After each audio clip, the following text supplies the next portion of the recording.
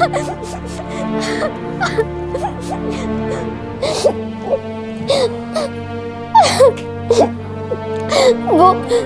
हमारे housing colony में रहता है। मैं पुलिस स्टेशन जा रहा हूँ। आप कहीं नहीं जाएंगे। अरे पागल हो गए क्या? हमारी बच्ची सिर्फ 15 साल की है। जरा सोचिए क्या बीतेगी उस पर जब स्कूल के लोग और मोहल्ले के लोग उसे ताने देंगे। क्या वो सब लोग इसे ये बातें भूलने देंगे? तो हम क्या करें? ऐसे चुपचाप बैठे रहे? ऐसे ही चुपचाप बैठे रहेंगे। भूल जाएंगे कि ये हादसा कभी हमारी जिंदगी में हुआ था। लेकिन वो हैवान तो चुप नहीं बैठेगा ना, फिर टूट पड़ेगा हमारी बेटी पर। छोड़ देंगे मुंबई, वापस पुणे चले जाएंगे। वहाँ किसी को कुछ पता भी नहीं है और फिर धीरे धीरे हमारी बच्ची भी सब भूल जाएगी।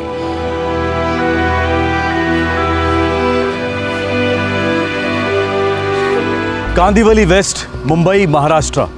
एक स्कूल जाने वाली लड़की का बलात्कार होता है और आक्रामक उसी के मोहल्ले का एक बदमाश है। पर लड़की के माता पिता इस डर से पुलिस के पास नहीं जाते कि उनकी बेटी की आगे की जिंदगी बर्बाद हो जाएगी। काश उन्होंने ऐसा ना किया होता। अगर उन्होंने पुलिस के दरवाजे पर दस्तक दी होती तो वह दरिंदा आज 10 साल की जेल काट रहा होता। पर उनकी खामोशी उसकी विकृति के लिए प्रोत्साहन साबित हुई। इस रेपिस्ट ने अपनी घिनौनी हरकत दोहराई। एक और लड़की बनी उसकी वासना का शिकार। अक्टूबर 2011।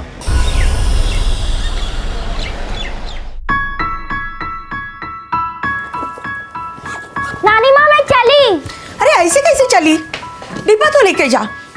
एक दिन ना मैं इस डब्बे के नीचे दब जाऊंगी नानी माँ। अब 3 दिन का खाना एक साथ पैक करती हो। चुप कर। सुबह से जाती है, शाम को लौटी है 6 बजे के बाद। फिर मामा के ऑफिस चले जाती है। हाँ, फिर तेरा खेल कूद। अच्छे से खाना नहीं खाएगी तो ताकत कहाँ से आएगी? अच्छा जिया सुन, वो साइना नगर वाला फ्लैट है ना, उसका क्लाइंट रजिस्ट्रेशन करवाना चाहता है। उसके पेपर्स भी रेडी करने फाइनल। स्कूल से लौटते ही कर दूंगी मामा, अभी बहुत लेट हो रहा है। बाय नानी, बाय मामा। Bye bye bye. कहीं नजर न लग जाए मेरी गुड़िया को। कितनी समझदार हो गई है ना। और बहुत तेज हो गई है आई। हर काम बिल्कुल टाइम पे करती है। देखना बहुत आगे जाएगी ये। बेचारी बिना माँ बाप की बच्ची। दीदी जीजू भले जल्दी चले गए हों, लेकिन हम हैं ना उसके। और वैसे भी जिया मेरी भांजी कम, छोटी बहन ज्यादा है। जिंदगी भर रक्षा करूंगा उसकी। मुझे पूरा भरोसा है तुझ पर।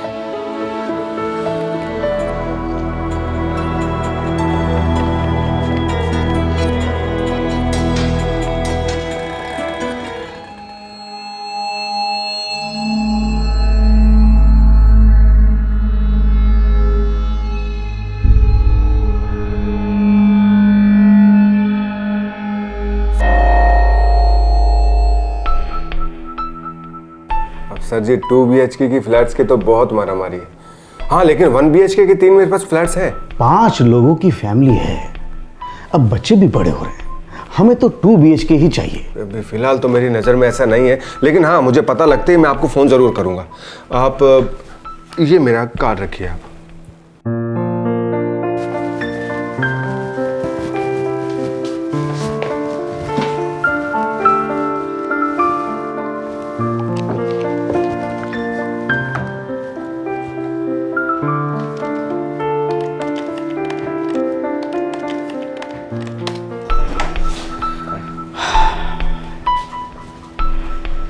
शंकर भाई, फाइनेंस मेरे पास पूरा रेडी है। बस एक ढंग का घर मिल जाए तो ढंग कर दूंगा। अपनी चिंता मुझ पर छोड़ दीजिए, आपका दिल खुश कर दूंगा। हाँ, नमस्ते जी। नमस्ते। अरे जिया तू कब आई तू? बस आधा घंटा हुआ मामा। ये साईनाथ नगर वाले फ्लैट के पेपर्स फुल एंड फाइनल 2 बार चेक किया। Very good Jiya, thank you. अच्छा चल ऐसा कर, ये पकड़ 500 रुपए और अपने लिए कुछ खरीद ले। चल। नहीं मामा, मुझे कुछ नहीं खरीदना। ड्रामा मत कर, पकड़। नहीं मामा, मुझे कुछ नहीं चाहिए। मैं तेरे थप्पड़ लगाऊंगा। ये नहीं चाहिए, वो नहीं चाहिए। देख मेरी बात सुन, ऑफिस का आधे से ज्यादा काम तू करती है नहीं करती? क्या मामा, ये भी कोई काम है क्या? अरे एक स्टेट एजेंट का आधे से ज्यादा काम तो ये पेपर वर्क होता है। अच्छा ठीक है, हम क्या करते हैं, इस महीने से तेरी सैलरी फिक्स कर देते हैं, ठीक है? तो ठीक है, मैं एक बड़ा सा लोन ले लेती हूँ। इतने साल आप लोग ने मेरी देखभाल जो की, धीरे धीरे सब चुका दूंगी। देख अब सच में तू लाफा खाएगी मुझसे। हाँ, आप और नानी ना होते तो मेरा क्या होता? अगर तेरे मॉम डैड नहीं होते तो मेरा क्या होता हूँ? तुझे पता है दीदी मुझे माँ की तरह प्यार करती थी और तेरे पापा ने ये बिजनेस शुरू करने में मेरी मदद की, मेरी उंगली पकड़कर मुझे बिजनेस सिखाया। और मैं आपसे सीख रही हूँ। हाँ, तो फिर ये ड्रामा, ये नौटंकी मेरे सामने कर बंद, इसको रख अपने पास और हमेशा खुश रह। हाँ?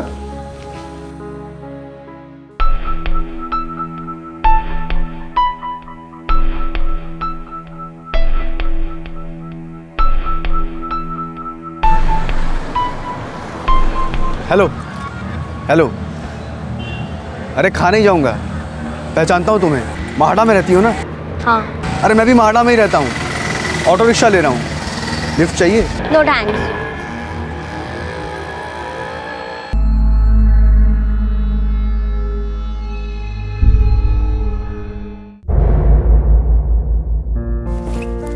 नानी माँ मैं चली।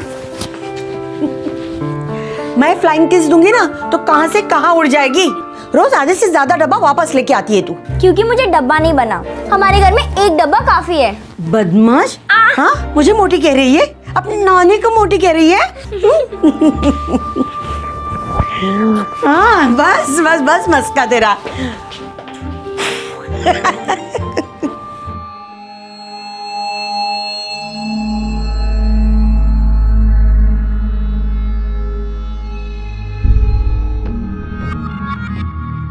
ओ माहड़ा कॉलोनी की मिस यूनिवर्स, कैसी हो?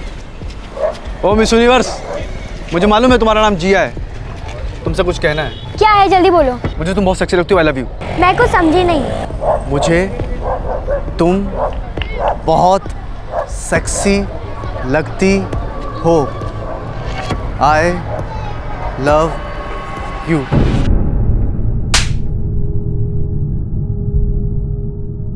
क्या? कौन सी बिल्डिंग में रहता है? बिल्डिंग नंबर 1 के सामने पान की दुकान है, उसके पास खड़ा रहता है वो। मामा यही खड़ा रहता है वो। ये जगह पर? तो एक वो लड़का खड़ा रहता है इतना लंबा सा यहाँ पर, इस जगह पर कौन है वो जानते हैं आपके? यहाँ रहता है वो इसी बिल्डिंग में रहता है।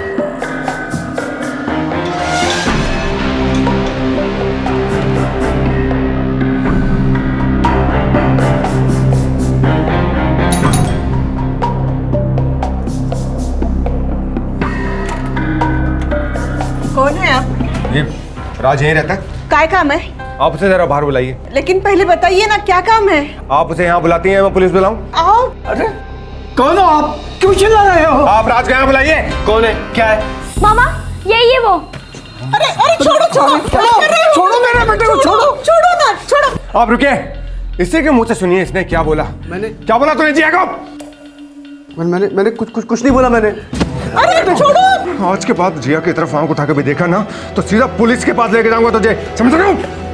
देखो भाई साहब, आपको गलतफहमी हुई है, मेरा बेटा ऐसा नहीं है। मेरा बेटा ऐसा नहीं करता है। आपका बेटा पान की दुकान पर खड़ा रहता है और आती जाती लड़कियों को छेड़ता है, यहाँ तक कि बच्चों को भी नहीं छोड़ता है वो। ये करता है दिन रात आपका लाडला। सुनो, आज के बाद अगर जिया की तरफ देखा भी ना तो बहुत मारूंगा साले, आखिरी वार्निंग है मेरी, समझ तू? चल जिया। नालायक, न काम का न काज का, अब ये भद्दी हरकतें भी शुरू कर दी तूने। क्या बाबा, उसने बोल दिया और आपने मान लिया? अरे तेरे चेहरे से मालूम पड़ता था वो आदमी सच बोल रहा है। देखो बेटा, जवानी 4 पैसे कमाने के लिए होती है, इज्जत गंवाने के लिए नहीं। सुधर जा, नहीं तो निकल जा। उसने पुलिस की धमकी क्या दे दी, आपने दुम दबा दी, लेकिन देखना मैं उसको सबक सिखा कर रहूंगा, छोड़ूंगा नहीं उसको। जिया के मामा को पुलिस की धमकी नहीं देनी चाहिए थी, बल्कि सीधे पुलिस को अपने साथ ले जाकर राज के दरवाजे पर दस्तक देनी चाहिए थी। राज के माता पिता को भी उसे आधी अधूरी चेतावनी देने की बजाय कुछ ठोस कदम उठाने चाहिए थे। उस दौरान राज का बर्ताव, राज की सोच दोनों दस्तक दे रहे थे कि उसकी वहशियत फिर से अपना सर उठा रही है। वो पहले भी एक बलात्कार कर चुका था जो पीड़ित लड़की और उसके माता पिता के अलावा और कोई नहीं जानता था, और इस बार किसी को भनक तक नहीं थी कि उसकी विकृति को नजरअंदाज करना कितना भारी साबित होने जा रहा था। हेलो, हाँ हाँ राम जी भाई, हाँ आपके हिस्से का चेक मैंने रेडी करके रखा है। हाँ पूरे 1,55,000 का बेरियर चेक है। आप बैंक जाके कैश करवा सकते हैं। अरे नहीं नहीं, आपको आने की जरूरत नहीं है, वो जिया स्कूल जाते वक्त दे देगी आपको चेक। जी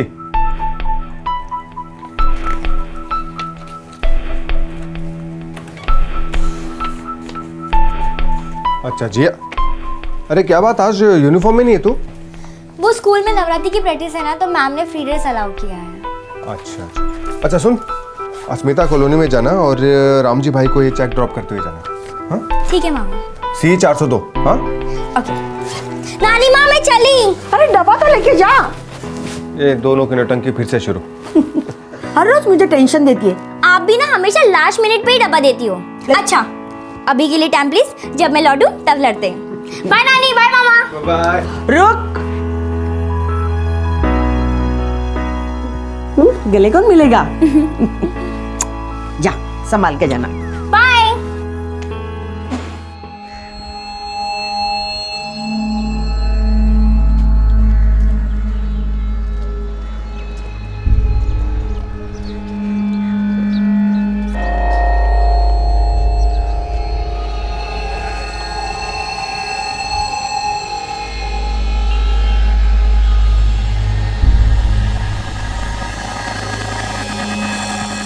जिया, मेरे मामा ने तुम्हें वार्निंग दी थी ना। इसीलिए तो आया हूँ जिया, सॉरी बोलने। प्लीज़ जिया माफ़ कर दो। जिया मैं जानता हूँ कि मैं अच्छा लड़का नहीं हूँ, लेकिन जिया मैं सुधरना चाहता हूँ। तो जाके सुधरो, मेरा पीछा मत करो। तुम माफ़ करोगे तो मुझे हौसला मिलेगा खुद को सुधारने के लिए। अच्छा माफ कर दिया, आप चले जाओ। ऐसे नहीं जिया, प्लीज़ जिया, मेरी तरफ देखकर कहो ना कि तुमने मुझे माफ़ कर दिया। पीछा करना छोड़ दोगे ना? तुम्हारी कसम। अच्छा ठीक है, माफ कर दिया। थैंक्स जिया, थैंक्स। एक्सक्यूज मैम, ये मिर्च चौकी किधर है? आप उल्टे साइड आए हो, यहाँ से यू टर्न, फिर सिग्नल से पहला लेफ्ट, मिर्च चौकी जाता है। थैंक यू, कोई बात नहीं है, थैंक यू।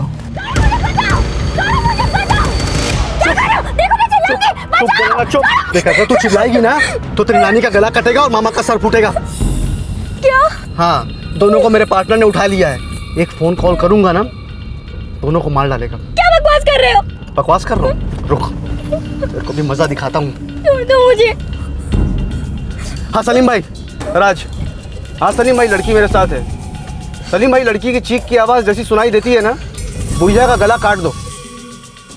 लेकिन उस शकुनी मामा को जान से मत मारना, एक एक करके उसकी उंगलियां तोड़ते रहना। ठीक है सलीम भाई? चिल्ला चिल्ला चिल्ला ना, चिल्ला। देखो मैं नहीं चिल्लाऊंगी। एक मिनट सलीम भाई, लड़की बोल रही है कि चिल्लाएगी नहीं। सुन, मैं जैसा बोलता हूँ वैसा करेगी ना तो तेरी नानी और मामा को छोड़ दूंगा। बोल, करेगी? करेगी? हाँ करूंगी। सलीम भाई से फोन पे बोल कि मेरे साथ कोऑपरेट करेगी। सलीम भाई, सलीम भाई मैं राज के साथ कोऑपरेट करूंगी, लेकिन मेरे नानी और मामा को कुछ मत करना प्लीज, प्लीज। अभी के लिए रखता हूँ सलीम भाई, बाद में कॉल करता हूँ। जितेन, बोरी वाली देना होटल में।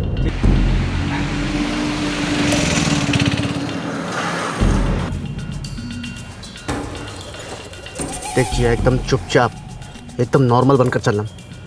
कोई भी नाटक नौटंकी की था तो मैं पकड़ा जाऊंगा, और अगर मैं पकड़ा गया ना तो फिर तुम दोबारा कभी अपनी नानी और मामा को देख नहीं पाओगी। समझी? समझी ना? मुस्कुरा, आंसू आंसू पोछो अपने, आंसू पोछो फटाफट।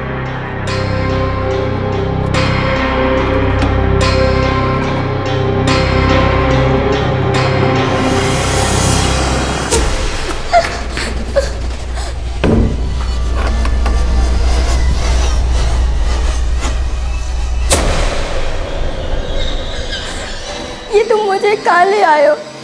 क्या करने वाले हो?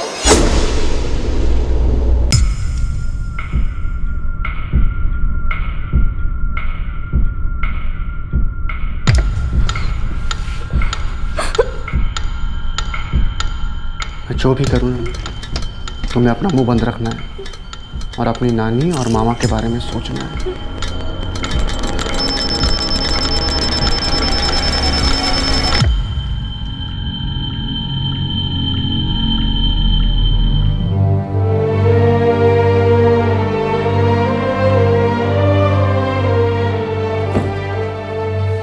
चलो तुम्हारी ट्यूशन क्लास लेता हूँ, देखता हूँ तुम्हें क्या क्या आता है। कौन सी किताब था?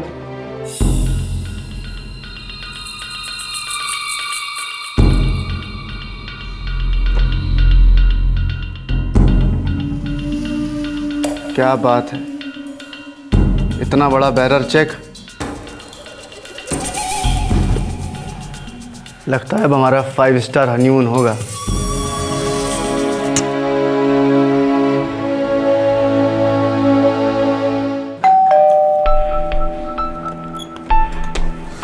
आई जिया का? हाँ? जिया? काय झालं? जिया? जिया घर आई? वो तो स्कूल से डायरेक्ट तेरे ऑफिस जाने वाली थी ना? वो ऑफिस में भी नहीं आई और उसने रामजी भाई के यहाँ चेक भी नहीं पहुंचाया। कहीं वो स्कूल में वो डांस प्रैक्टिस के लिए तो नहीं रुक गई? जिया ने चेक भी नहीं पहुंचाया और अकाउंट से पैसे भी निकाले जा चुके हैं, 1,55,000 रुपए। कहाँ गई होगी मेरी जिया? जिया के पास मोबाइल नहीं है सर। साथ नहीं ले गई? नहीं, दरअसल वो मोबाइल अपने पास रखती ही नहीं है। और बैंक से 1,55,000 विड्रॉ हो चुके हैं। जी सर। जिया ने इसके पहले ऐसा कभी किया नहीं है और स्कूल के पिकनिक के अलावा तो इतनी देर रात तक कभी घर के बाहर नहीं रहती। सुबह घर से कितने बजे निकली थी? रोज की तरह सुबह 8:30 बजे तो निकल गई थी। और स्कूल जाने से पहले वो रामजी भाई के यहाँ चेक ड्रॉप करने वाली थी, पर उसने ऐसा किया नहीं। जी सर।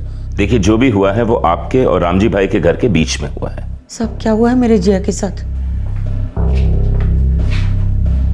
पिछले कुछ दिनों कुछ अटपटा हुआ है क्या आप लोग के साथ? जी सर, इलाके का एक मवाली लड़का है राज। कल सुबह जब उसने जिया को छेड़ा तो कल शाम को मैंने उसके घर जाके उसे वार्निंग भी दी थी।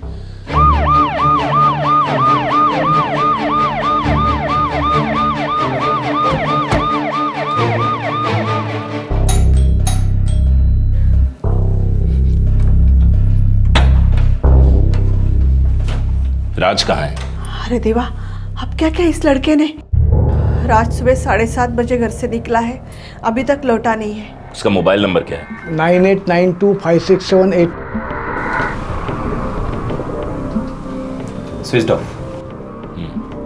कुछ बोला था? कहाँ जा रहा है? कभी कुछ बोलता नहीं, इसलिए हमने पूछना भी छोड़ दिया। 1 नंबर बिल्डिंग के सामने जो पान की दुकान है ना, इनका बेटा सारा दिन वहीं आवारागर्दी करता रहता है। वो जब घर लौटे मुझे खबर कर देना। जी सर। साहब वो लड़का इसी दीवार के पास घंटों खड़ा रहता था। आज सुबह आया था? हाँ आया था। किसी स्कूल की लड़की का पीछा करते देखा उसे? रोज इधर से गुजरती थी, जिया नाम है उसका, लेकिन आज वो स्कूल यूनिफॉर्म में नहीं थी। साहब इतना ध्यान नहीं दिया मैंने। मोबाइल फोन की क्या प्रोग्रेस है? अभी भी स्विच ऑफ है, ट्रैकिंग शुरू हो गई।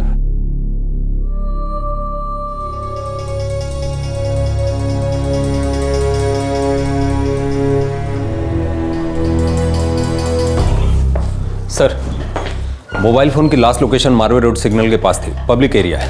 ओके। ये राज अभी तक घर नहीं लौटा है। मैंने सिविल ड्रेस में एक कांस्टेबल उसकी बिल्डिंग के नीचे लगा दिया है। ये राज जरूर कुछ गड़बड़ करने पे तुला है। लड़की माइनर है, कुछ होने के पहले हमें कुछ करना पड़ेगा। सर, जिया के मामा का जिस बैंक में अकाउंट है, जहाँ से पैसे विड्रॉ हुए, उसके मैनेजर से मेरी बात हुई। कोई लीड मिली? हाँ सर, उनके बैंक में सीसीटीवी कैमराज है। वो लोग कल सुबह फुटेज लेके आ रहे हैं।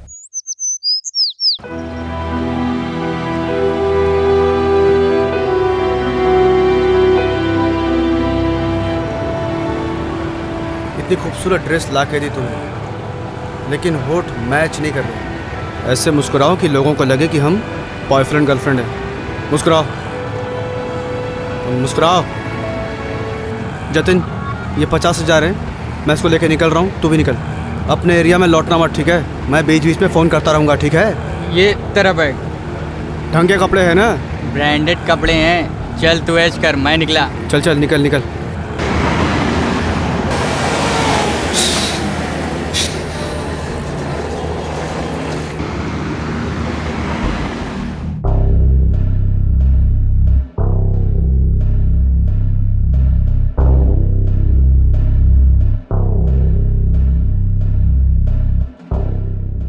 सर रुकिए, सर 1 मिनट सर, रुकिए सर। टोकन नंबर 17, ये वो लड़का सर। नहीं नहीं, ये राज नहीं है। उसका कोई जोड़ीदार हो सकता है। सर, ये राज जरूर इन्वॉल्व है। कल रात भर से घर नहीं लौटा है और सेल स्विच ऑफ है, कंटिन्यूअस। चेक दीजिए। इस चेक पे जिसने भी कमलेश करके साइन किया है उसका नाम कुछ भी हो सकता है, लेकिन कमलेश नहीं हो सकता। हो सकता है राज के माँ बाप को इस नकली कमलेश की असलियत पता हो। नहीं, हम इस लड़के को नहीं पहचानते। राज का कोई और दोस्त है जो इसे जानता हो? राज का कौन दोस्त है कौन दुश्मन हमें कुछ पता नहीं इंस्पेक्टर साहब। जब 10वीं फेल हुआ तब से स्कूल जाना उसने छोड़ दिया। उसके बाद उसने... एक मिनट, मुझे यहाँ आपके बेटे राज की लाइफ स्टोरी सुनने में कोई इंटरेस्ट नहीं है। एक 15 साल की बच्ची की जिंदगी दांव पे लगी हुई है और मुझे पूरा शक है कि आपका बेटा राज ही उसे उठा के ले गया है। अगर आप दोनों मुझसे कुछ छुपा रहे हैं तो इतना समझ लीजिए, हालत खस्ता कर दूंगा आप दोनों की भी। और कितनी हालत खस्ता कर देंगे इंस्पेक्टर साहब। कौन से माँ बाप को अच्छा लगेगा कि उनका इकलौता बेटा इतनी घिनौनी हरकत पर उतर आए। हेलो, हाँ ठेव सर। 10-1 मिनट के लिए राज का फोन स्विच ऑन हुआ था। लोकेशन रोमिंग है पुणे के आसपास। पुणे में आपका कोई है? पुणे में हमारा कोई नहीं है सर। वो थाने के किसी नंबर से बात कर रहा था। एग्जैक्ट लोकेशन अभी मिली नहीं है। रास्ते में मिल जाएगी।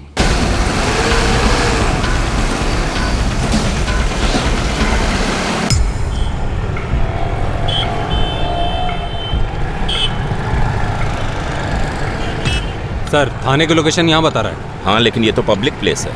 नचा रहा है। लड़का हम लोगों के साथ खेल खेल रहा है। आग से खेल रहा है वो।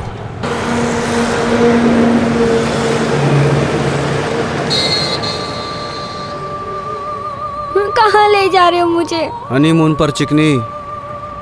अब तो मेरी नानी और मामू को छोड़ दो प्लीज। जब मेरा दिल तुझसे भर जाएगा ना, तब तेरी नानी और मामू का पिंजरा खुल जाएगा। वो कहाँ है? किस हाल में? अरे एकदम फर्स्ट क्लास हालत में, तेरे जैसे। तुझे अपने पास रखने के लिए मैंने उन्हें अपना फिक्स डिपॉजिट बनाया है।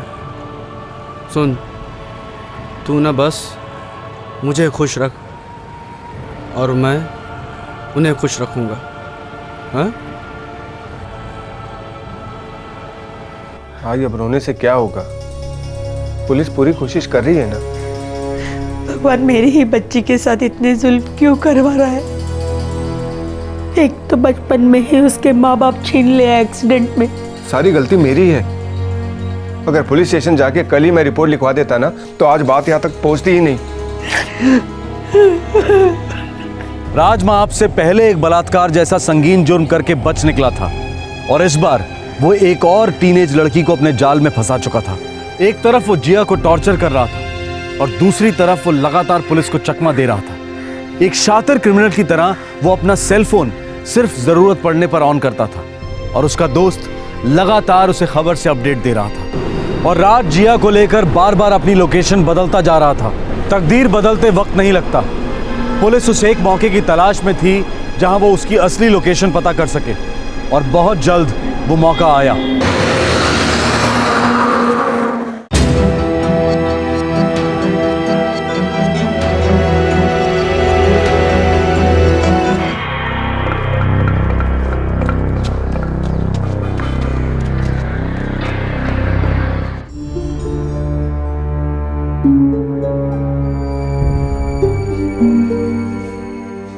जिया, नानी और मामा को आखिरी बार गोवा से ही बाय बाय बोलोगी?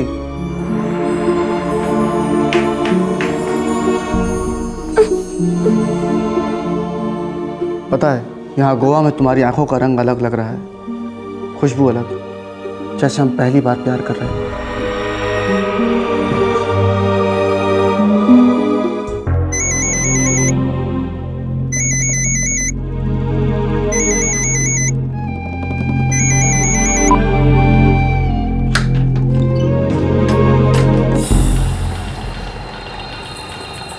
हेलो, हाँ राज, अब बोल। अभी मैं पब्लिक एरिया में हूँ, बिल्कुल सेफ हूँ। बस यार ऐसे ही हालचाल पूछने के लिए फ़ोन किया था। सब ठीक है, तू सुना? अब गोवा से पक गया हूँ यार। वैसे नानी और मामा कैसे हैं? तो उनकी देखभाल ठीक से कर रहा है ना? मुझे उनसे एक बार बात करनी है। अभी तेरा गोवा में रहने का कब तक का प्लान है? बस 1 घंटे में निकल रहा हूँ यहाँ से। अच्छा सुन, वैसे यहाँ कोई टेंशन नहीं है, फिर भी हो सके तो थोड़ा टाइम और दूर रहे, ठीक है? हाँ, पैसे हैं अभी मेरे पास, 1 आध महीने तो आराम से निकल जाएगा। अच्छा सुन, मैं बाद में बात करता हूँ, चल।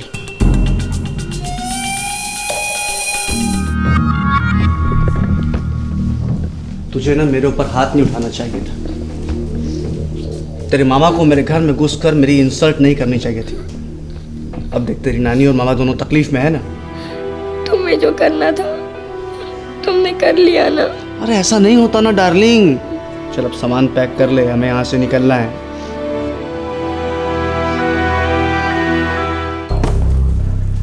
सर, राज का फोन आधे घंटे पहले स्विच डाउन दिखा रहा था। कॉल लोकेशन गोवा थी। कोई छोटा सा होटल है अंजुना बीच के पास। हमें फौरन निकलना चाहिए। लेकिन सर, जब तक हम गोवा पहुंचेंगे वो शायद वहां से निकल चुका होगा। शायद नहीं, वो जरूर निकलेगा और इसी भागा दौड़ी में वो फिसलेगा और हमसे टकराएगा अपनी शामत से।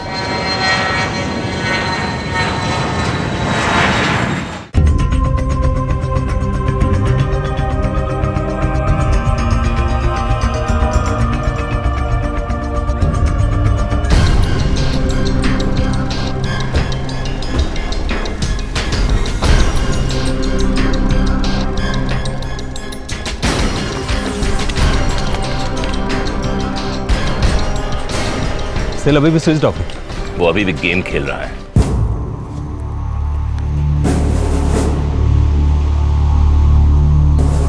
ये दोनों यहाँ रुके थे सर। लड़की एकदम नॉर्मल थी, स्ट्रेस या टेंशन में नहीं लग रही थी जैसा आप बता रहे हैं। जिया, एकदम नॉर्मल बिहेव करना। हंसो, मुस्कुराओ, आंखें चमकाओ, नहीं तो नानी और मामा की आंखें कभी नहीं खुलेंगी। हंसो हंसो। चलो आप। Welcome sir, welcome ma'am. Charges क्या रूम के? 1000 rupees direct. Your name sir? Swapnil Kiran. Have a good day sir. Have a good day ma'am. Thanks a lot. First right. Sir, frankly speaking मुझे एक सेकंड के लिए भी नहीं लगा कि वो लड़का उसको अपने साथ जबरदस्ती रख रहा है। लेकिन ये लड़की किडनैप हुई है। इसकी उम्र सिर्फ 15 साल है। गढ़वी, गोवा की पुलिस से कोऑर्डिनेट करो। ये फोटोग्राफ्स गोवा के हर पुलिस स्टेशन में भिजवा दो। Yes sir. ये बात समझ में नहीं आ रही है। ये राज जिया को हर पब्लिक प्लेस में घुमा रहा है, वो भी खुलेआम। फिर भी वो चिल्लाकर किसी से मदद क्यों नहीं मांग रही है?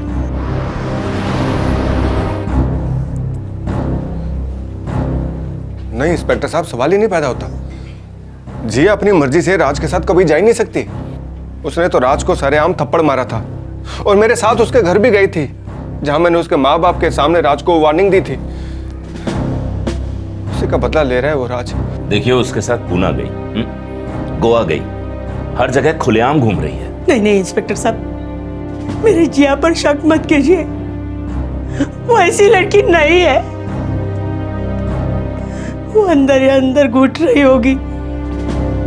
3 हफ्ते हो गए उसे हमसे बिछड़े हुए। पता नहीं उस राज ने उसके साथ क्या क्या किया होगा। मेरी फूल जैसी बच्ची।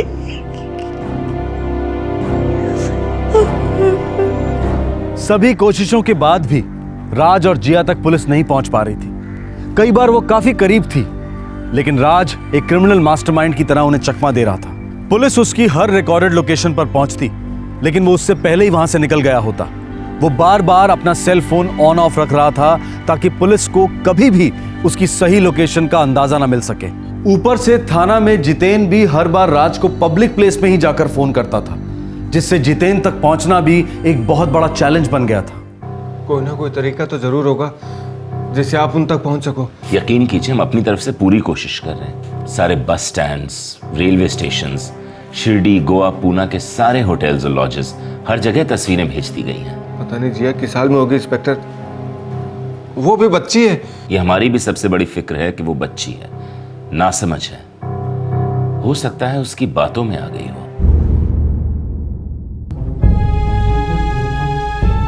आई, पुलिस को कभी कभी लगता है कि उस आदमी ने जिया को जीत लिया, इसलिए तो हमें छोड़कर भाग गई। बिल्कुल नहीं। जरूर हमारी बच्ची किसी बड़ी मुसीबत में होगी। वो आदमी उसके साथ कोई चाल चल रहा होगा, उसे कुछ खिलाया पिलाया होगा। अरे 15 साल की बच्ची ऐसा नहीं कर सकती। पर आई, उसके पास 1,55,000 रुपए का बिहेवियर चेक था। चुप कर शंकर, जिया के बारे में ऐसा बिल्कुल मत सोचना। अगर ऐसा ही सोचोगे ना तो ऐसी ही उल्टी सीधी बातें दिमाग में आती रहेगी। निकाल दे इन ख्यालों को दिमाग से। बस ये सोचो कैसे बचाए हम हमारे बच्ची को, कैसे उसे घर लाएंगे।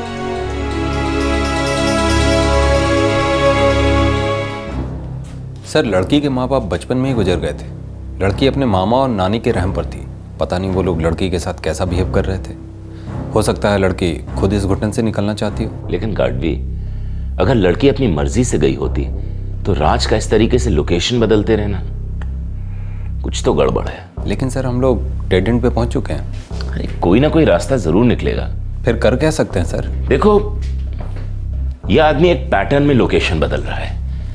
Pune Shirdi Goa, again Pune Shirdi Goa. Last location Shirdi थी, मुझे पक्का शक है अगली लोकेशन गोवा होगी, और इस बार हम उससे पहले उस लोकेशन पे पहुंचेंगे।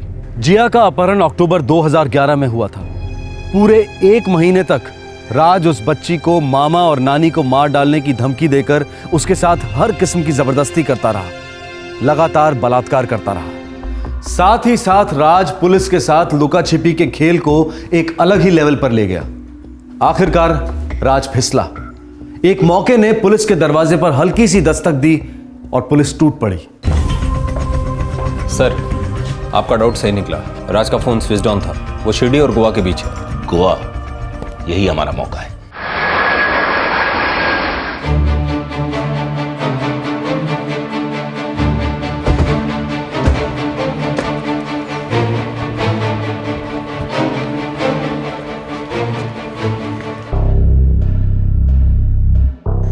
नहीं सर, ये चेक इन नहीं हुए। होंगे, और तब तक हम इनका इंतजार करेंगे। गार्डवी, positions.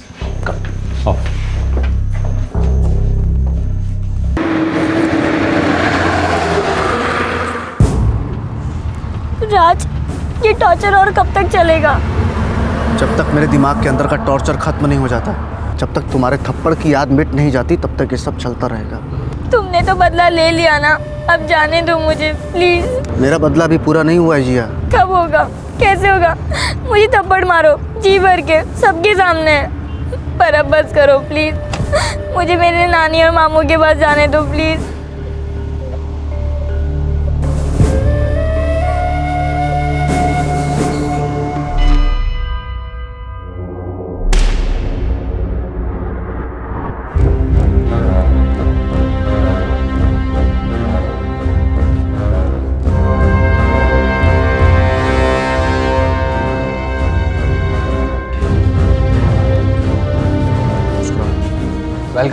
Welcome back to Goa sir. Swapnil Kiran, Mumbai Andheri.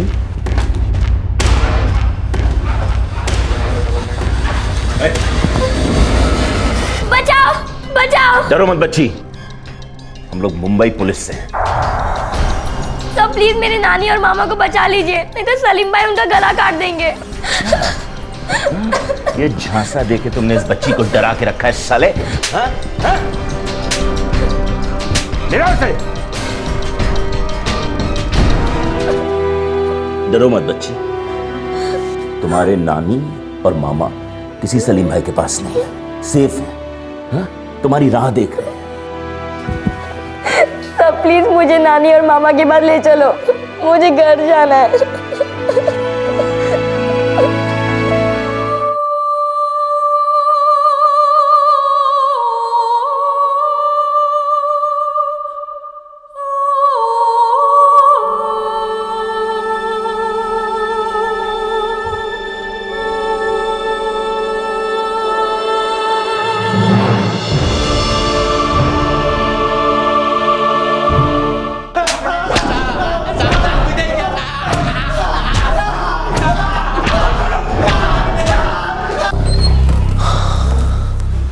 Sir, बहुत कूटा साले को, तब जाके मुंह खोला। एक नहीं, कई बार बच्चे के साथ रेप किया कुत्ते ने। हे भगवान। इतना ही नहीं सर, कुछ साल पहले एक और स्कूल गर्ल के साथ रेप किया था उसने। क्या? हाँ सर, पिटते पिटते सब उगल गया। मैंने कॉलोनी में जाकर उस फैमिली को खोजने की कोशिश की, लोगों से बात की, लेकिन किसी को कुछ नहीं मालूम। बस वो लोग बोले कि वो फैमिली अचानक एक दिन कॉलोनी छोड़कर कहीं चली गई। उन्हें तभी हमारे पास कंप्लेन करनी चाहिए थी। 10 साल के लिए अंदर होता ये साला।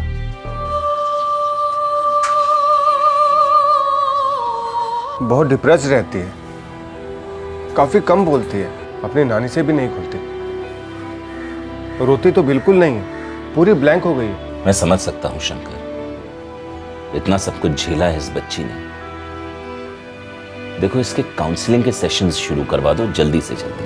ऐसी हालत में इसे जितना प्यार, जितना विश्वास मिले वही अच्छा है। इसे ये महसूस नहीं होना चाहिए कि इस सारे मामले में इसकी कोई गलती रही है। इसे मजबूत बनाओ शंकर। मैं अपनी तरफ से पूरी कोशिश करूंगा कि जिया आप अपनी जिंदगी को फिर से गले लगाए, फिर से मुस्कुराए।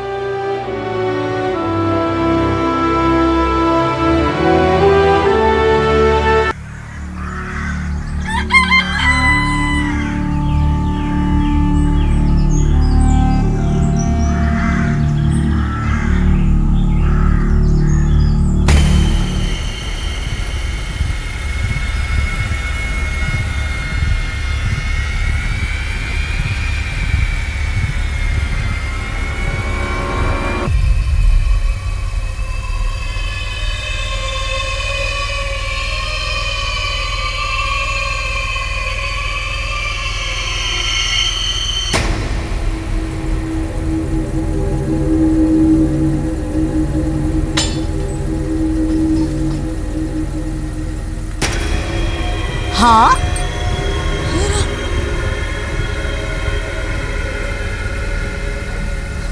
राजू के बापू। अरे ओ राजू के बापू। फिर होते होता है राजक बापू, राजक बापू कहा बोला। अरे सुनो, ये हमरा आंगन में कौन गाड़ी खड़ी करके गया है? अरे एक हमरा आंगन ही मिला था क्या गाड़ी खड़ी करने के लिए?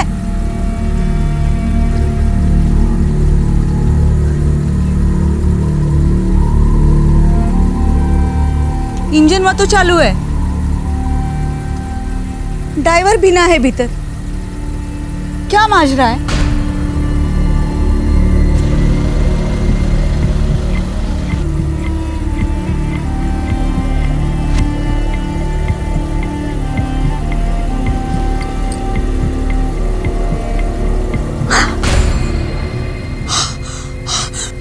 राजू के बापू, अरे अंदर से बहुत है बदबू आ रही है। जरूर कुछ गड़बड़ है।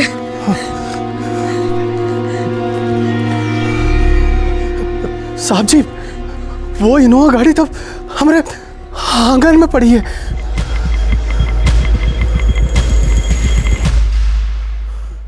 अट्ठाईस सितंबर 2011 जौनपुर उत्तर प्रदेश में एक मुंबई रजिस्ट्रेशन वाली कार एक गांव वाले के आंगन में अचानक से प्रकट होती है। गाड़ी का इंजन ऑन है, एसी ऑन है और गाड़ी के अंदर से भयंकर बू आ रही है। क्या था उस गाड़ी के अंदर और कहां से आई थी ये गाड़ी? एक आदमी था जो इन दोनों सवालों के जवाब जानता था और वो था चरण, वही गांव वाला जिसके आंगन में ये गाड़ी पाई गई थी।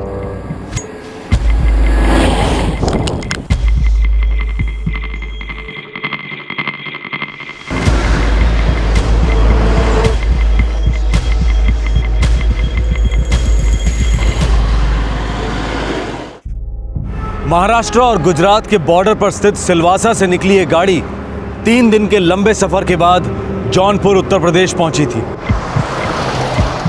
इस गाड़ी की अजीब दास्तां 3 दिन पहले शुरू हुई थी मुंबई में।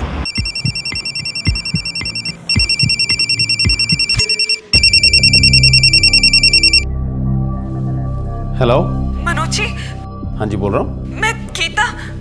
गीता, हाँ सीमा की जेठानी जी। कैसे याद किया आपने?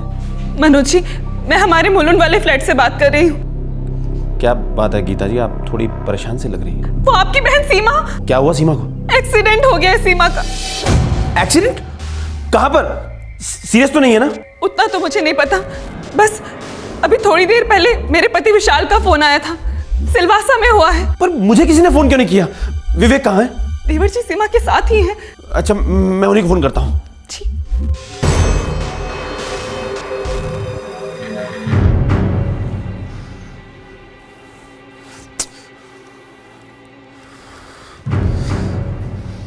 क्या हुआ जी? हमारी सीमा का एक्सीडेंट हो गया। क्या? कब? कहाँ? और विवेक कहाँ है? सिलवासा में। सीमा की जेठानी गीता का फोन आया था, विवेक भी उसी के साथ है। फोन ट्राई कीजिए। अजीब है, किसी का फोन ही नहीं लग रहा है। ना विवेक का, ना सीमा के जेठ का। उसके सास ससुर का भी फोन बंद आ रहा है, सबके फोन स्विच ऑफ है। देखिए जी, मुझे ना कुछ भी ठीक नहीं लग रहा। आप अभी के अभी उनके मुलुंड वाले फ्लैट में जाइए ना। हो सकता है कि सीमा की जेठानी गीता झूठ बोल रही हो।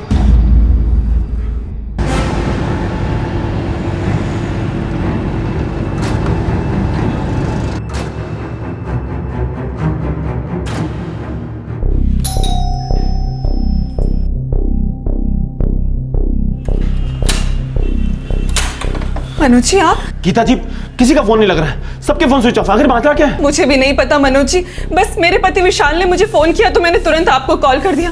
मैं भी बहुत देर से कोशिश कर रही हूँ, सबके फोन स्विच ऑफ है। गीता जी, आपको मेरे साथ चलना पड़ेगा अभी।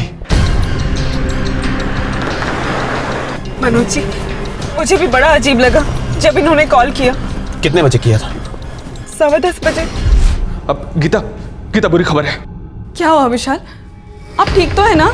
गीता, सीमा का एक्सीडेंट हो गया है और वो सीरियस है। कैसे हुआ? बाकी लोग कैसे हैं? मम्मी पापा देवर जी और आप? बाकी सब तो ठीक है, बस सीमा की हालत क्रिटिकल है गीता। अच्छा, मैं तुम्हें बाद में फोन करूंगा।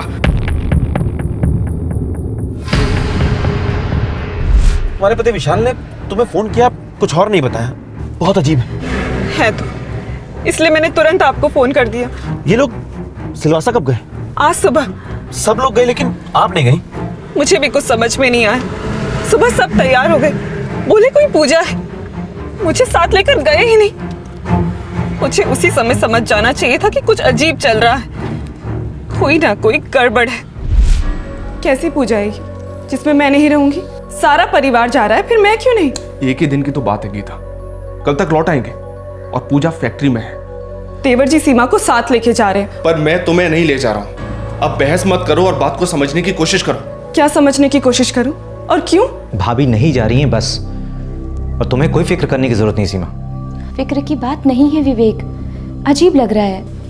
ऐसा नहीं कि गीता भाभी हमारे साथ आना नहीं चाहती, वो जेजी उन्हें हमारे साथ आने नहीं दे रहे। अरे सीमा, लेकिन मैं तो तुम्हें अपने साथ ले जा रहा हूं ना। इससे ज्यादा तुम्हें कुछ सोचने की जरूरत नहीं, समझी? देखो टाइम बहुत हो गया, हमें निकलना चाहिए।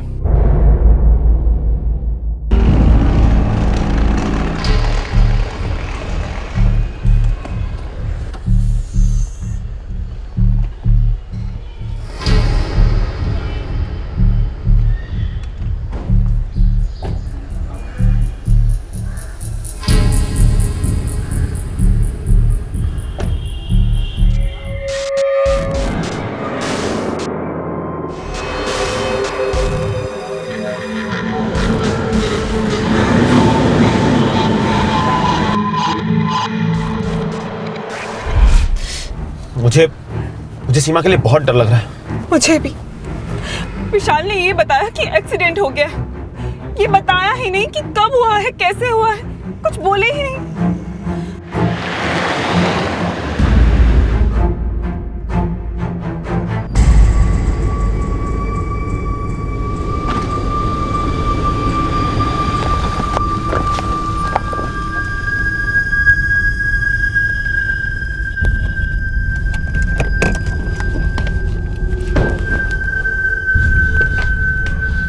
यहाँ तो ताला लगा है, मुझे तो ये एक्सीडेंट वाली बात ही झूठी लगती है।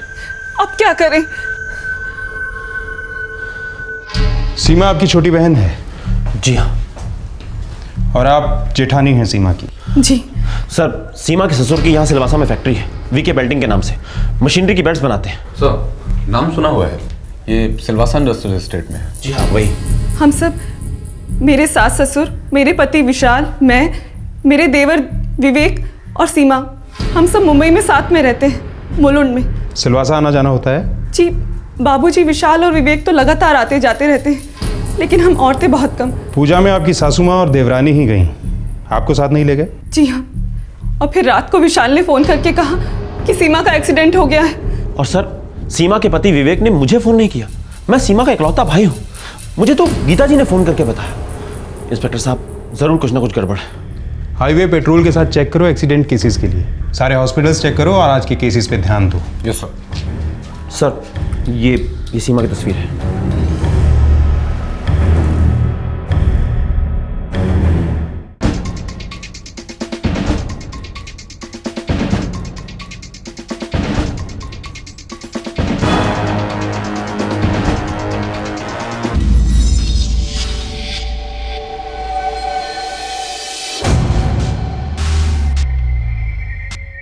हाईवे पेट्रोल ने सिलवासा का चप्पा चप्पा छान मारा।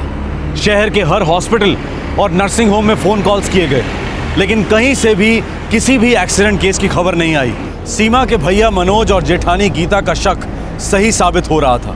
ये वाकया वाकई संदेहजनक था, लेकिन वो लोग अपनी शंका की जड़ पर उंगली नहीं रख पा रहे थे। रात खत्म होने को आई। सीमा, उसका पति विवेक, विवेक का भाई विशाल और उनके माता पिता की कोई खबर नहीं थी। हर पल के साथ तनाव बढ़ता जा रहा था। 27 सितंबर का दिन निकल आया, फिर भी कोई खबर नहीं। सर, मुझे नहीं लगता कि कोई एक्सीडेंट हुआ है। जिस तरह से एक्सीडेंट की खबर दी गई उससे बिल्कुल साफ था। सारे फैमिली में से अब तक किसी का भी नंबर स्विच ऑन नहीं हुआ है। अर्जेंट बेसिस पर मैंने सारे फैमिली के फ़ोन रिकॉर्ड्स मंगवाए हैं फ़ोन कंपनी से। कल रात 10:30 बजे सबका नंबर एक साथ स्विच ऑफ हुआ। सिर्फ सीमा के ससुर जी विश्वनाथ जी के नंबर से एक कॉल किया गया, वो भी रात 10:30 बजे के बाद। मैं रतन को फ़ोन करता हूँ, वो शायद कुछ मदद कर पाए। विश्वनाथ जी ने इस नंबर पे फ़ोन किया था। किसका नंबर है ये? सर, कोई रतन सिंह है, ये भी इनकी तरह मुलुंड मुंबई में ही रहता है। रिश्तेदार हो सकता है। रतन जी मेरे ससुर जी के चचेरे भाई, वो हमारे घर के पास ही रहते, मुलुंड में। उन्हें शायद पता होगा कि आपका सारा परिवार कहाँ है और सीमा के एक्सीडेंट की असलियत क्या है।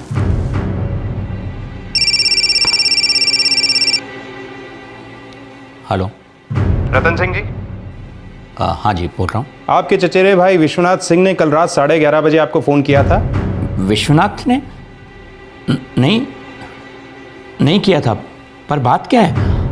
आप कौन बोल रहे हैं? मैं सिलवासा से पुलिस इंस्पेक्टर अधिकारी बोल रहा हूँ। और आप झूठ बोल रहे हैं, लेकिन सच निकलवाना हमारा पेशा है।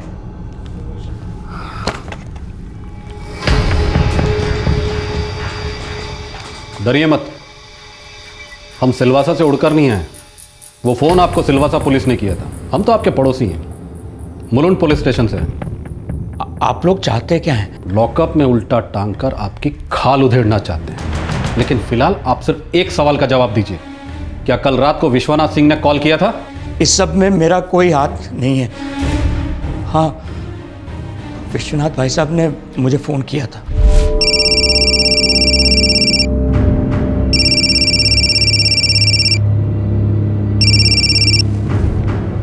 हाँ विश्वनाथ भाई साहब, इतनी रात गए?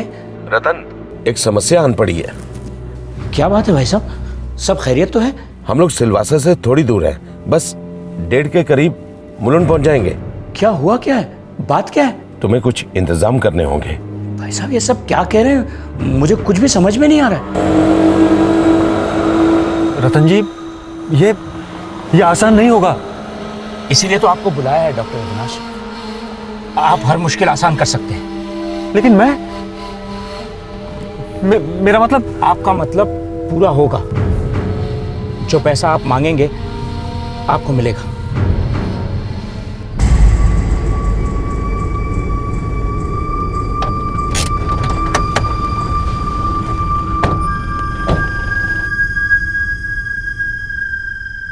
सबके मोबाइल ऑफ हैं? हाँ बाबूजी। अब से सबके मोबाइल ऑफ रहेंगे, कोई स्विच ऑन नहीं करेगा।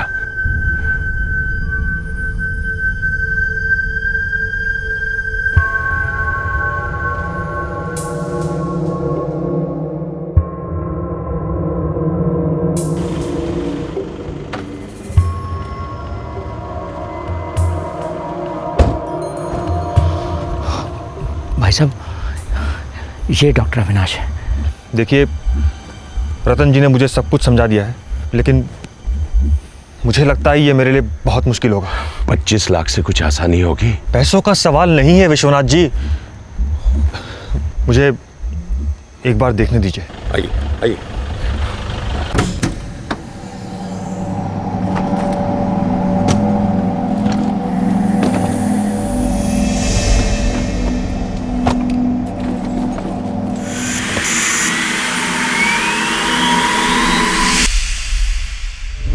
विश्वनाथ भाई साहब को लाश ठिकाने लगाने में मेरी मदद चाहिए थी, पर मैं बेकसूर हूं, मैंने कुछ नहीं किया। खूनियों को प्रोटेक्शन दी और एक लाश को ठिकाने लगाने में हाथ बटाया, और आप बेकसूर। लाश कहाँ है? यहां नहीं है।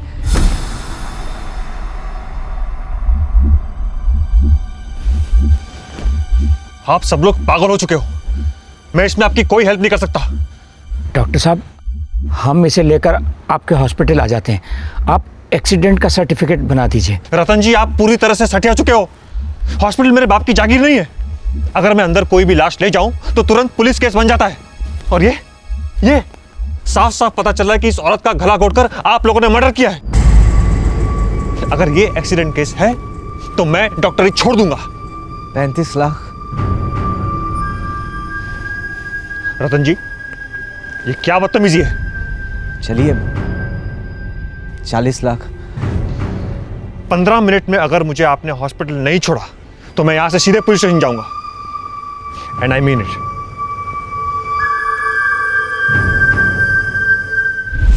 मैंने डॉक्टर अविनाश को वापस उनके हॉस्पिटल पर ड्रॉप किया। फिर विश्वनाथ भाई साहब और उनका परिवार वहां से निकल गए। कहाँ के लिए? वो पता नहीं सर। अरेस्ट करो इसे। और वो डॉक्टर अविनाश, जब वो जानता था कि मर्डर हुआ है तो चुप क्यों बैठा? हमें इन्फॉर्म क्यों नहीं किया? उसे भी हिरासत में लो।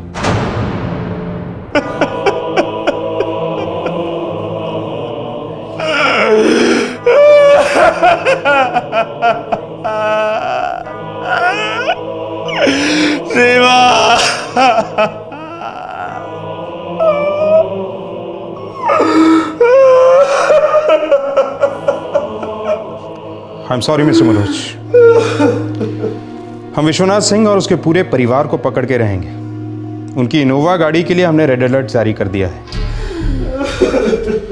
स्टेट के सभी बॉर्डर्स पे मैसेज पहुंच गए हैं। Yes sir. विश्वनाथ सिंह के बंगले की तलाशी लो और उसे सील कर दो।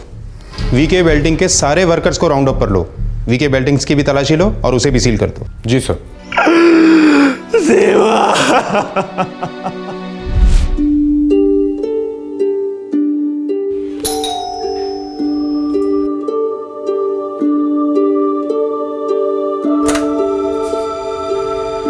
नमस्कार लीला जी। अरे सुनिए, सीमा के भाई साहब आए हैं। आइए आइए। अरे भाई मनोज, तुम हमेशा ये तोहफे क्यों ले आते हो? क्यों शर्मिंदा करते हो? नहीं विश्वनाथ जी, ऐसी कोई बात नहीं है।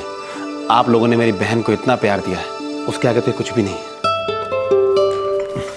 अब आप भाई बहन बैठकर जी भर के बातें करो। मुझे काम पे निकलना है, मुझे देर हो रही है। नमस्कार। वाह भैया, आपकी चॉइस हमेशा से ही टॉप की होती है। भाई किसका है? जीजा साहब कहाँ है? आजकल आपके जीजा साहब को पहलवानी का शौक चढ़ा है, जिम गए हैं। Very good. सीमा, सब ठीक है ना? तो खुश तो है? हाँ भैया, खुश हूँ। पर हर बार आप मुझे ये सवाल क्यों पूछते हो? क्योंकि मेरे लिए तेरी खुशी सबसे ज्यादा मायने रखती है। जानती हूँ। अरे हाँ भैया, आप वो इंडियन ऑयल पेट्रोल पंप की एनओसी ले आए? मैं साइन कर देती हूँ ताकि आप उस पेट्रोल पंप के साथ जो करना चाहते हैं कर सकते हैं। पापा गुजरने से पहले जो करना था करके गए। उन्होंने मुझे साफ साफ कहा था कि इंडियन ऑयल पेट्रोल पंप सीमा का ही रहेगा। मेरे लिए उन्होंने दूसरा पेट्रोल पंप और कपड़े की दुकान छोड़ी है ना। भैया, मुझे हर बार इस सब्जेक्ट पर बहसबाजी नहीं करनी है। मुझे वो पेट्रोल पंप नहीं चाहिए। वो आपका था और आप ही का रहेगा। लेकिन सीमा, पापा की बात। भैया, आप मेरे लिए पापा से कम नहीं हैं। मम्मी पापा के गुजरने के बाद आपने मुझे दोनों का प्यार दिया है।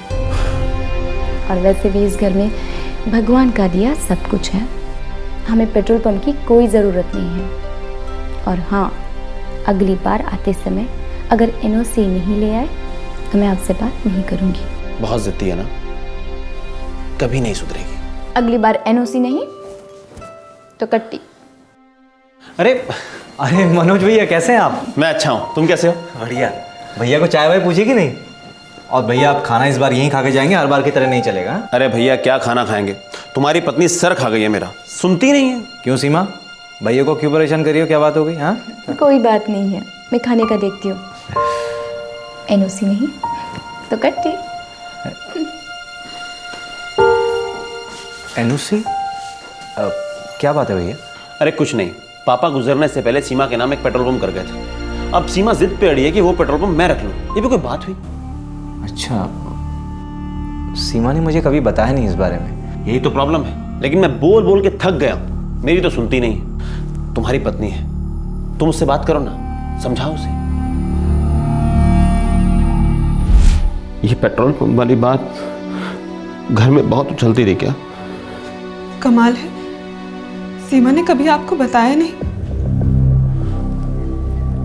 क्या नहीं बताया? यही कि पेट्रोल पंप आपको वापस करने वाली बात हमारे घर में किसी को रास नहीं आई थी। सब बहुत नाराज थे सीमा से। विवेक, मेरे मनोज भैया ने आज तक मेरे लिए इतना सब कुछ किया है, मैं उनके लिए इतना तो कर ही सकती हूँ। और वैसे भी पेट्रोल पंप पर उनका हक बनता है, आखिरकार उन्होंने तो विदा किया था मुझे। इसमें कौन सी बड़ी बात है? तुम्हारे बड़े भैया हैं, वो उनका फर्ज बनता ही है। और तुम्हारे मनोज भैया को जो कुछ देना था ना, वो तुम्हारे पापा ने दिया और काफ़ी दिया। लेकिन तुम्हारे हिस्से में क्या आया? सिर्फ एक पेट्रोल पंप। एक बात कान खोलकर सुन लो तुम, हम हमारा हिस्सा किसी भी हालत में नहीं छोड़ने वाले। सॉरी विवेक, ये पेट्रोल पंप मेरा है जो मैं अपने भैया को दे चुकी हूँ। बस एक एनओसी साइन होनी बाकी है। वो तो साइन होने से रही। पापा, आप समझाइए ना विवेक को, आपका इतना बड़ा बिजनेस है, एक पेट्रोल पंप से क्या फर्क पड़ता है? एक एक पैसे का फर्क पड़ता है, और बड़े बिजनेस ऐसे ही नहीं खड़े होते। विवेक तुम्हारा पति है, इसलिए तुम कोई भी फैसला अकेले नहीं कर सकती। पेट्रोल पंप इस घर में आया है, वापस नहीं जाएगा। सच में ये लालच तो मेरे समझ के बाहर है, और मैं इसे समझना भी नहीं चाहती हूँ। बस मैं इतना जानती हूँ कि ये पेट्रोल पंप मेरे भैया का था और उन्हीं का रहेगा। मैं इस फैसले से पीछे नहीं हटूंगी। अरे इतना तेवर और ऐसी जुबान लड़ाना! लगाम हाथ में लो विवेक, समझाओ बहू को। शादी के बाद ये मनमानी नहीं चलेगी।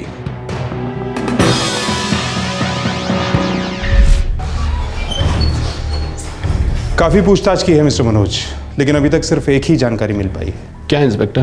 फैक्ट्री का मैनेजर और रतन दोनों ने यह कहा है कि विश्वनाथ सिंह और उसकी फैमिली यूपी जौनपुर से बिलोंग करती है। हो सकता है वो लोग जौनपुर की तरफ ही गए हों। और सेलफोन अभी तक स्विच ऑफ है, और हमने वो सारे रास्ते ट्रैक कर लिए हैं जहाँ से वो जौनपुर पहुँच सकते हैं। दरअसल मेरे पिताजी भी जौनपुर के ही थे, लेकिन अब हमारा वहाँ कोई नहीं। ससुर जी के कई रिश्तेदार हैं जौनपुर में, पर सब बहुत दूर के, किसी का नाम जुबान पे नहीं आ रहा। विश्वनाथ के सारे फ़ोन कॉल के रिकॉर्ड स्कैन करो, देखो कोई जौनपुर का नंबर मिलता है क्या। यस सर, और जौनपुर पुलिस को भी इन्फॉर्म कर देते। पता नहीं लाश के साथ क्या किया होगा इन लोगों ने।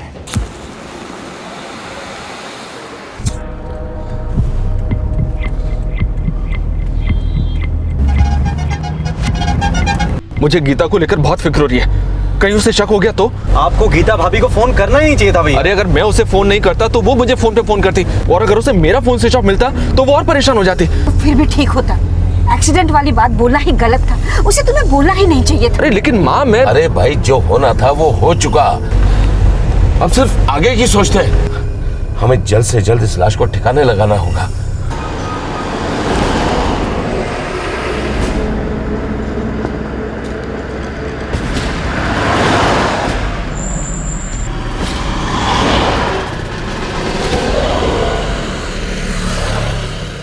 सीमा की लाश 4 राज्यों और उनके कई शहरों से गुजरी। सीमा की लाश को विश्वनाथ सिंह और उसके परिवार ने गाड़ी में छुपा कर रखा था, सबकी नजरों से दूर। लेकिन कब तक लाशें छुपाए नहीं छुपती। भैया स्प्रे थोड़ा और कीजिए, बू बर्दाश्त नहीं हो रही है, इतना काफी नहीं होगा। लगता है स्प्रे खत्म हो गया है, हमें कहीं रुककर एक और खरीदना चाहिए। ऐसे करो, तुम थोड़ा ऐसे और बढ़ाओ। अब एक काम करो, खिड़की खोल लेते हैं। भैया खिड़की कैसे खोल सकते हैं? खिड़की खोलने से सारा स्प्रे हवा हो जाएगा। अरे खिड़की खोली तो बदबू भी फैलेगी और टोल नाके पे तुरंत पकड़े जाएंगे। सीमा के हत्यारे अपने जुर्म की बू छुपाते छुपाते हताश होने लगे थे, और उधर पुलिस कमर कसकर उन तक पहुंचने की फिराक में थी। सर, मैंने विश्वनाथ सिंह के कॉल लिस्ट के सारे नंबर ट्रैक कर लिए हैं। एक नंबर पे कई बार कॉल किया गया है, 895780। किसका नंबर है ये? चरण सिंह का। ये विश्वनाथ सिंह का रिश्तेदार है। जौनपुर में रहता होगा। बिल्कुल करेक्ट सर। जौनपुर की तैयारी करो तुरंत। Yes sir. और ये चरण सिंह, इसका नंबर लिख के दो मुझे।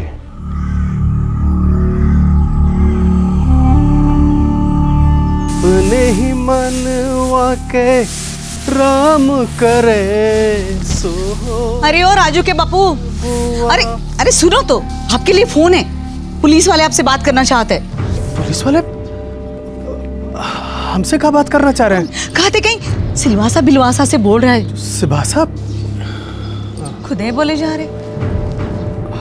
हेलो, सिलवासा पुलिस स्टेशन से इंस्पेक्टर अधिकारी बोल रहा हूँ। क्या बात है साहब जी? मुंबई के विश्वनाथ सिंह क्या लगते हैं आपके? वो तो हमारे मामी के बहन के लड़के हैं। पिछले 2 दिनों में फ़ोन पर बात हुई उनसे? जी नहीं, लेकिन साहब सब ठीक है ना? गंगा मैया की कसम खा के कहते हैं साहब जी, हमको कुछ नहीं मालूम है। जी जी साहब जी। टीम रेडी है। बनारस की पहली फ्लाइट रात 8 बजे है। टिकट्स बुक हो चुके हैं। वहाँ से जौनपुर बाई रोड 3.5 घंटे का रास्ता है। कल की सुबह हम चरण सिंह के घर पर होंगे। देखिए, हमें मजबूत शक है कि विश्वनाथ सिंह अपनी फैमिली के साथ जौनपुर में ही है। छुपने के लिए और कोई जगह नहीं है उनके पास। इंस्पेक्टर साहब, मैं भी आपके साथ चलूंगा। अगर आप यहीं रह के इंतजार करेंगे तो बेहतर होगा। हम आपकी बहन के कातिलों को साथ लेकर ही आएंगे। तब तक हो सके तो आप अपने आप को संभालिए।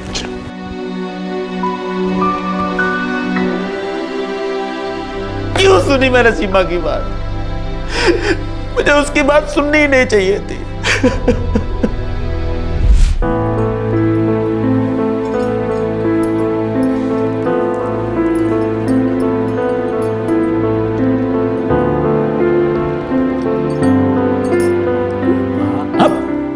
गलत बात। अरे बस। ये मेरी प्यारी सी गुड़िया के लिए। इसमें क्या है भैया? एनओसी?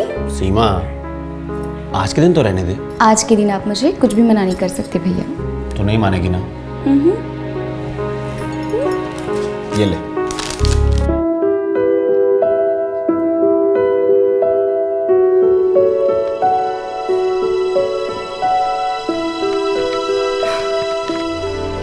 आज मेरा दिल हल्का हो गया है भैया। पर मेरा भारी हो गया। ये गलत है सीमा। मेरे पास सब कुछ है, किसी चीज की कमी नहीं। इस एक पेट्रोल पंप से मुझे कोई फर्क नहीं पड़ता। पर इसे आपको लौटाने से मुझे बहुत फर्क पड़ता है भैया। शायद आप नहीं समझ पाएंगे। वो दुखी थी और मैं उसका दर्द ही नहीं समझ पाया। अरे इन सालों को पेट्रोल पंप की इतनी भूख थी तो कम से कम एक बार मुझसे ही कह देते, मैं वहीं के वहीं उनके नाम कर देता। मनोज जी, मुझे मालूम था कि पेट्रोल पंप को लेकर घर में बहुत बातें चल रही, लेकिन मैं सच कहती हूँ, मुझे भनक भी नहीं थी कि ये सब सोचा जा रहा है। बात इस हद तक पहुंच जाएगी। मुझे इस फैक्ट्री की पूजा वाली बात पर तो पहले से शक था, पर समझ में नहीं आया कि क्या करूं। आज तक इस सिलवासा की फैक्ट्री में उन्होंने कभी कोई पूजा नहीं कराई। ऊपर से मुझे साथ लेकर जा ही नहीं रहे थे। मैं भी कितनी बड़ी बेवकूफ थी, चुप क्यों बैठी रही? आपको पहले फोन कर दिया होता तो सीमा की जान तो बच जाती।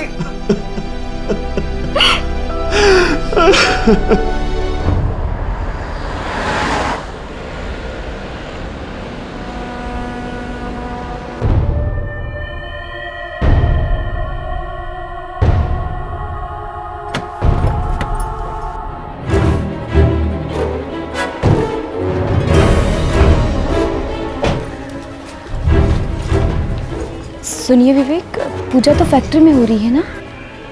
हाँ, लेकिन वहाँ थोड़ी देर में जाएंगे। चलो अभी अंदर चलो। चलो चलो चलो।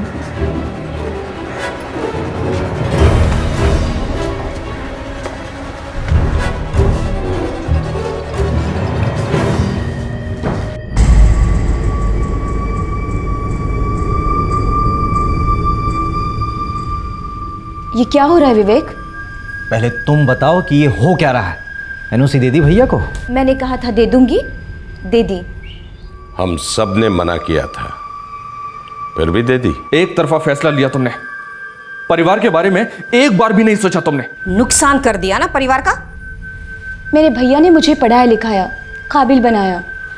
मैं कोई जॉब कर लूँगी और कमा कमा कर परिवार के इस नुकसान का भरपाया कर दूंगी, लेकिन गलती से भी पेट्रोल पंप वापस नहीं मांगूंगी।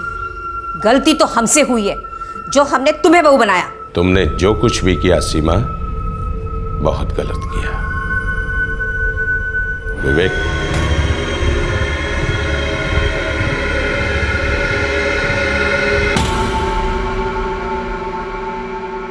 जब लाश ठिकाने लगेगी तभी जाके सबका बोझ हल्का होगा।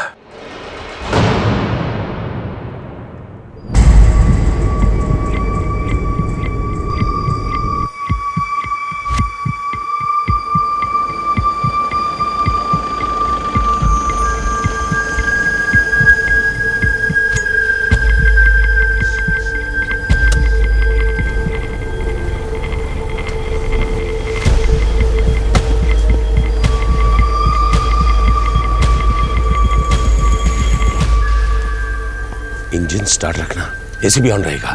इससे पहले कि बदबू हवा में फैले हम लोग हवा हो जाते हैं, ठीक है?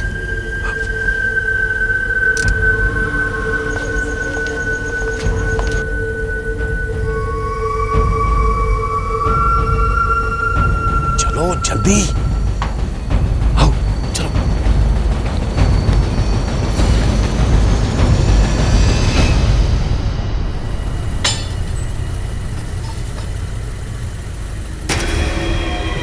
हाँ,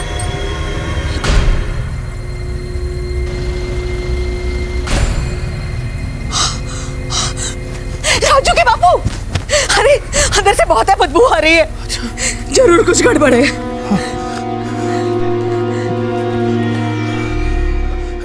साहब जी, वो इनोवा गाड़ी तो हमारे आंगन में पड़ी है।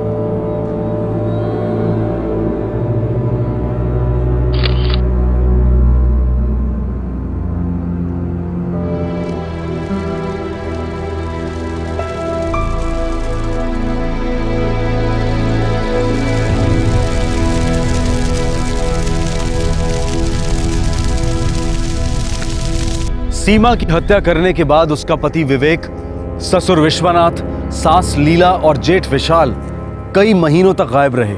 मुंबई और सिलवासा पुलिस ने उन्हें फरार घोषित कर दिया और एक जॉइंट सर्च ऑपरेशन लॉन्च हुआ। अक्टूबर 2011 में विवेक पुलिस के सामने सरेंडर हुआ। 2 महीने के बाद पुलिस ने विश्वनाथ, लीला और विशाल को भी ढूंढ निकाला। वो सब लोग मुंबई के एक गेस्ट हाउस में छुपे हुए थे।